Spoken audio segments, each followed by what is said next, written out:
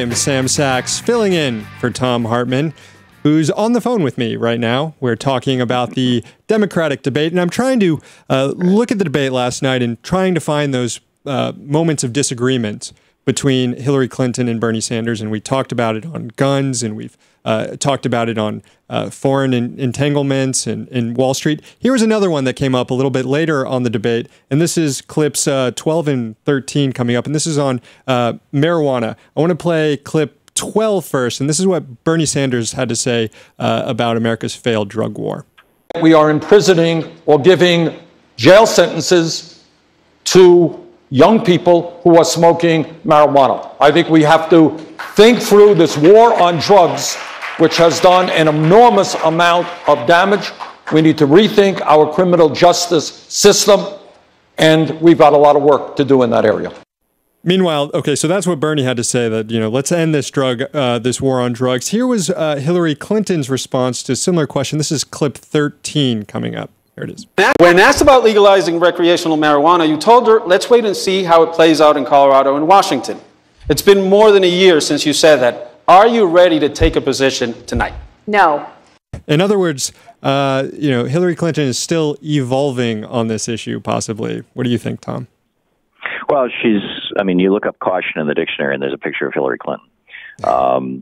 She's a very careful, cautious candidate, and that has, in the minds of some people, translated into calculating, which it becomes a misogynistic and kind of negative female stereotype that a lot of her male opponents have traditionally applied to her, particularly on the Republican side.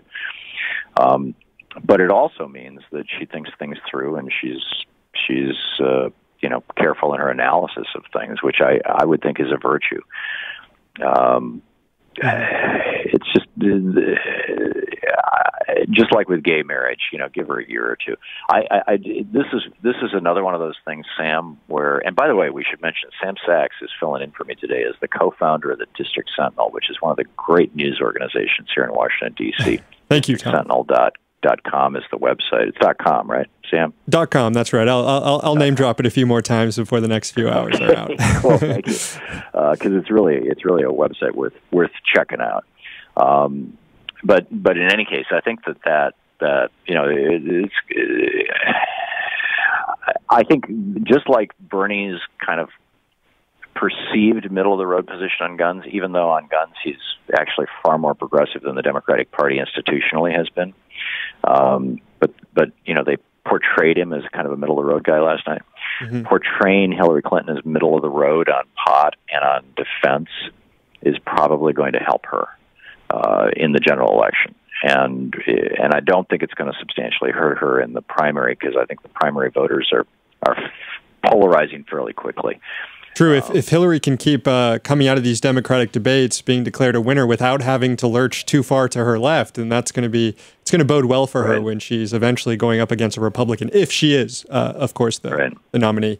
Let's take another phone call here. Rod from East Rutherford, New Jersey. You're on. Yes, good afternoon. Hope you're both doing well. Thank you. Thank you, Rod. What I wanted to comment about, I was both encouraged and discouraged last night, and one question I still have is, once the person gets the office, regardless of who it is, are they going to be any oligarchs or, the plutocrats' hip pocket? So far as, I think Bernie Sanders' choice of words was unfortunate, revolution and socialism. A lot of people do not understand the difference between socialism and Soviet communism. Mm-hmm. And also this machine that the Republicans and the conservatives have built up over the last 40-some years, basically since Nixon, is going to take a lot of effort to dismantle. Yeah, it was pretty aggressively this morning. I turned on Fox News this morning, and they were going off on, let me describe to you what socialism is, and, how many Americans died in World War II kind of stuff. It was amazing.